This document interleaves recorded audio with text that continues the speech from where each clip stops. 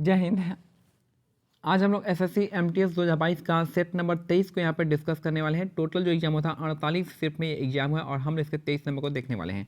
आगे बढ़ने से पहले बता दें कि टेलीग्राम चैनल का लिंक जो है हमारे डिस्क्रिप्शन में दिया गया है, वहाँ पे आप इंपॉर्टेंट पीडीएफ हो जा सकते हैं, इसको डाउनलोड कर सकते हैं और प्रीवियस ईयर पेपर भी वहाँ पे हम लोग दिए हुए हैं। ठीक है, और जो है अगर टेलीग्राम लिंक ओपन नहीं होगा तो आपको उस नेम को मॉक टेस्ट जीके जीएस है, उस नेम को आपको अंडरस्कोर के साथ सर्च कीजिएगा, आपका आ जाएगा। पहला क्वेश्चन है, भारत की ब्रिटिश सरकार द्वारा पारित किस अधिनियम ने भारतीय परिषद को समाप्त कर दिया था? तो ये था आपका 1935 का भारत सरकार अधिनियम, इसका करेक्ट आंसर हो जाएगा। तो भारत की ब्रिटिश सरकार द्वारा पारित किस अधिनियम ने भारतीय परिषद को समाप्त कर दिया था? तो भारत यानी गवर्नमेंट ऑफ इंडिया एक्ट 1935, इसका करेक्ट आंसर हो जाएगा 1935 का भारत सरकार अधिनियम। नेक्स्ट है, फार्मूला 1 2022 सऊदी अरब ग्रैंड प्रिक्स निम्नलिखित में से किसने जीता था? तो मैक्स वर्स्टेपेन, इसका करेक्ट आंसर हो जाएंगे। तो फार्मूला 1 2022 जो है सऊदी अरब ग्रैंड प्रिक्स के नाम से जानते हैं। तो ये जो जीते थे आपका मैक्स वर्स्टेपेन ने जीता था। भूमध्य सागर को अक्सर पश्चिमी सभ्यता का यानी इंक्यूबेटर कहा जाता है। तो भूमध्य सागर को पश्चिमी सभ्यता का इंक्यूबेटर कहा जाता है, जहाँ पे वहाँ से स्टार्ट हुआ था पश्चिमी सभ्यता। नेक्स्ट है, कैलाश खेर को निम्नलिखित में से किस पुरस्कार से सम्मानित किया गया था? तो पद्मश्री से सम्मानित किया गया है।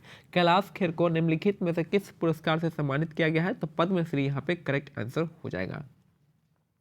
नेक्स्ट है क्वेश्चन नंबर 5, बारहुत स्तूप यानी बारहुत स्तूप जातक कथाओं और कहानियों का चित्रण करता है, यह निम्नलिखित में से किस राज्य में है? तो बारहुत स्तूप जो आपका मध्य प्रदेश में राज्य में है। तो बारहुत स्तूप जो है जातक कथाओं का और कहानियों का चित्रण करता है, यह निम्नलिखित में से किस राज्य में है? तो मध्य प्रदेश इसका करेक्ट आंसर हो जाएगा। नेक्स्ट है क्वेश्चन नंबर 6 देख लेते हैं। ठीक है, नेक्स्ट है, निम्नलिखित में से किस भारतीय नृत्य निर्देशक कोरियोग्राफर ने वर्ल्ड कोरियोग्राफी अवार्ड 2020 जीता है और उन्हें एमी अवार्ड के लिए भी नामांकित किया गया है? तो सुरेश मुकुंद इसका करेक्ट आंसर हो जाएंगे। तो निम्नलिखित में से किस भारतीय नृत्य निर्देशक कोरियोग्राफर ने वर्ल्ड कोरियोग्राफी अवार्ड 2020 जीता है और उन्हें एमी अवार्ड्स के लिए भी नामांकित किया गया है? तो सुरेश मुकुंद इसका करेक्ट आंसर हो जाएंगे। Suresh Mukund world choreographer award जीते हैं। भारतीय संविधान के अनुसार भारत में राज्य विधान परिषदों के सदस्यों का कार्यकाल कितना होता है? तो याद रखिएगा, राज्य विधान परिषदों के सदस्यों का कार्यकाल कितना होता है? 6 वर्ष का होता है। राज्य विधान परिषद का कार्यकाल जो है विघटित नहीं कर सकते हैं, वो हमेशा चलता है, और लेकिन जो उनके सदस्यों का कार्यकाल जो होता है आपका 6 वर्ष का होता है। नेक्स्ट है, फीफा के अनुसार गोल पोस्ट की ऊंचाई कितनी होती है? तो आपका 8 फुट तक होती है। फीफा के अनुसार गोल्ड पोस्ट की ऊंचाई जो होती है आपकी 8 फुट, इसका करेक्ट आंसर हो जाएगा। 9 नंबर क्वेश्चन है कि वंदे मातरम स्रोत गान किसने लिखा है? तो वंदे मातरम किसने लिखे हैं? तो ये लिखे हैं आपके बंकिम चंद्र चटर्जी, इसका करेक्ट आंसर हो जाएगा। तो वंदे मातरम जो है स्रोत गान जो है लिखे हैं आपके बंकिम चंद्र चटर्जी, आनंद मठ में लिखे हैं अपने बुक में। तो वंदे मातरम जो बुक है आपका बंकिम चंद्र चटर्जी ने लिखे अपनी बुक आनंद मठ में। नेक्स्ट है, निम्नलिखित में से कौन सा मौलिक अधिकार अल्पसंख्यकों के हितों की सुरक्षा से संबंधित है? यह आपका शैक्षिक और सांस्कृतिक अधिकार, इसका करेक्ट आंसर हो जाएगा। एजुकेशनल एंड कल्चरल राइट्स हो जाएगा, इसका करेक्ट आंसर हो जाएगा। और ये आर्टिकल क्या है 29-30 में आता है। ठीक है, 29-30 में आता है अल्पसंख्यकों के बारे में, और अल्पसंख्यकों के हितों की सुरक्षा जो आपका शैक्षिक और सांस्कृतिक अधिकार है, एजुकेशनल एंड कल्चरल राइट्स है। नेक्स्ट है, निम्नलिखित में से किस अभिनेत्री को टाइम 100 इम्पैक्ट अवार्ड 2022 प्राप्त हुआ है? तो दीपिका पादुकोण, इसका करेक्ट आंसर हो जाएगा। तो निम्नलिखित में से किस अभिनेत्री को टाइम 100 इम्पैक्ट अवार्ड 2022 से सम्मानित हुआ है, प्राप्त हुआ है? तो ये आपका दीपिका पादुकोण, इसका करेक्ट आंसर हो जाएगा। राउत नाचा भारत के एक राज्य का अधिकतर आदिवासियों द्वारा किया जाने वाला नृत्य है। यह निम्नलिखित में से कौन से राज्य का है? तो आपका छत्तीसगढ़ राज्य का हो जाएगा राउत नाचा। राउत नाचा किस राज्य से संबंध है? तो आपका छत्तीसगढ़, इसका करेक्ट आंसर हो जाएगा। तो राउत नाचा हो जाएगा आपका छत्तीसगढ़ से। कर्नाटक का यक्षगान हो जाएगा। बिहार का क्या हो जाएगा? बिहार का विदेशिया हो जाएगा, जाट जाटिन हो जाएगा। और मेघालय का आप मेरे को कमेंट सेक्शन में बता सकते हैं। नेक्स्ट है, भारत के किस स्थान पर यमुना नदी का संगम गंगा नदी के साथ होता है? तो आपका प्रयागराज में होता है। बहुत ही फेमस है गंगा यमुना का संगम। तो भारत के किस स्थान पर यमुना नदी का संगम गंगा के साथ होता है? तो प्रयागराज, इसका करेक्ट आंसर हो जाएगा। नेक्स्ट है, डैश इज आल्सो यानी इंटेंसिव फार्मिंग जो होता है, इसको भी क्या कहते हैं? इसको कहते हैं हम एग्रीकल्चर, इंडस्ट्रियल एग्रीकल्चर के नाम से भी जाना जाता है।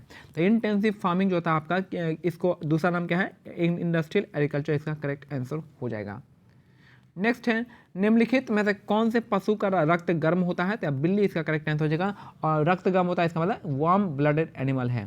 तो निम्नलिखित में से कौन से पशु का रक्त गर्म होता है, तो बिल्ली इसका करेक्ट आंसर हो जाएगा।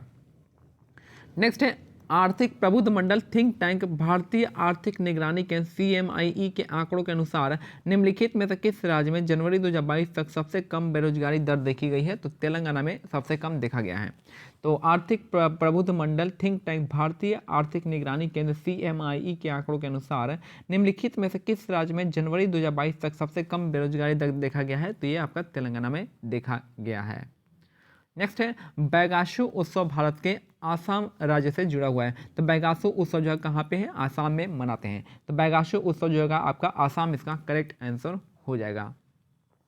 नेक्स्ट है बादामी जो है चालुक्य वंश की राजधानी थी। तो बादामी जो है चालुक्य वंश की राजधानी कौन सी थी, तो ये हो जाएगा आपका बादामी इसका करेक्ट आंसर हो जाएगा। ठीक है, चालुक्य वंश की राजधानी बादामी इसका करेक्ट आंसर हो जाएगा। और कांचीपुरम जो थी आपकी कांचीपुरम जो है आपका पल्लव वंश की राजधानी थी। बादामी का चालुक्य हो जाएंगे। नेक्स्ट है एज पर थर्मोडायनेमिक्स के अनुसार जो आइसोलेटेड सिस्टम होता है वो cannot exchange both energy and mass. जो ना तो वो सिस्टम से ना तो एनर्जी एक्सचेंज कर सकते हैं ना ही मास एक्सचेंज कर सकते हैं। तो इसको हम क्या कहते हैं, इसको हम आइसोलेटेड सिस्टम कहते हैं। ठीक है, तो आइसोलेटेड सिस्टम क्या होता है, जो कि ना तो एनर्जी एक्सचेंज कर सकते हैं ना ही मास एक्सचेंज कर सकते हैं।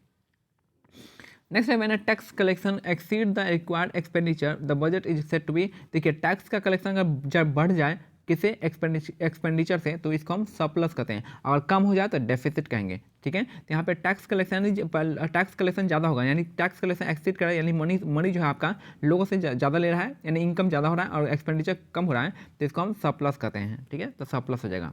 और वही कम हो जाएगा तो टैक्स कलेक्शन जो है कम हो जाएगा एक्सपेंडिचर से, तो ये हो जाएगा आपका डेफिसिट कहेंगे इसको। नेक्स्ट है विनियोग विधेयक 2022 24 मार्च 2022 को लोकसभा में आपका वित्त मंत्रालय द्वारा पेश किया गया था। तो विनियोग विधेयक 24 मार्च 2022 को लोकसभा में आपका वित्त मंत्रालय द्वारा पेश किया गया था। इसका करेक्ट आंसर हो जाएगा द लेजेंड ऑफ लक्ष्मी प्रसाद जो है पुस्तक लिखे हैं आपके ट्विंकल खन्ना ने लिखा है। तो द लेजेंड ऑफ लक्ष्मी प्रसाद किसने लिखा है, तो ट्विंकल खन्ना इसका करेक्ट आंसर हो जाएंगी। और हेड काउंट रेशियो जो होता है आपका उपयोग जो है गरीबी को मापने के लिए किया जाता है। तो हेड काउंट जो रेशियो है आपका, हेड काउंट अनुपात ये आपका किसके लिए काम करते हैं, तो गरीबी के लिए इसका करेक्ट आंसर हो जाएगा। हेड काउंट रेशियो जो है आपका गरीबी के लिए ये काम होता है। नेक्स्ट है इनाम गांव एक महत्वपूर्ण पुरातात्विक स्थल है जो कि आपका घोड़ नदी पर स्थित है। तो इनाम गांव एक महत्वपूर्ण पुरातात्विक स्थल है जो कि घोड़ नदी पर स्थित, इसका करेक्ट आंसर हो जाएगा। और आज का लास्ट क्वेश्चन है हमारा कि लैक्टिक अम्ल जो है समानतः कहाँ पे दूध में पाया जाता है। तो लैक्टिक एसिड जो है कहाँ पे मिलता है, तो दूध में इसका करेक्ट आंसर हो जाएगा। तो लैक्टिक एसिड जो है आपका दूध, इसका करेक्ट आंसर हो जाएगा। तो ये हमारा आज का जो और भी बता दो, टमाटर में जो होता है आपका ऑक्सिलिक एसिड होता है, और यहाँ पे सिरके जो होता है आपका एस्टिक एसिड के नाम से जानते हैं। तो सिरका में होता है आपका एस्टिक एसिड, और टमाटर ऑक्सिलिक एसिड, लैक्टिक एसिड आपका दूध, इसका करेक्ट आंसर हो जाएगा। तो ये हमारा आज का सेट कंप्लीट होता है। मिलते हैं अगले सेट में, तब तक के लिए क्या करना है, टेलीग्राम चैनल का लिंक डिस्क्रिप्शन में आप उसको ज्वाइन कर सकते हैं। जय हिंद, जय भारत, धन्यवाद।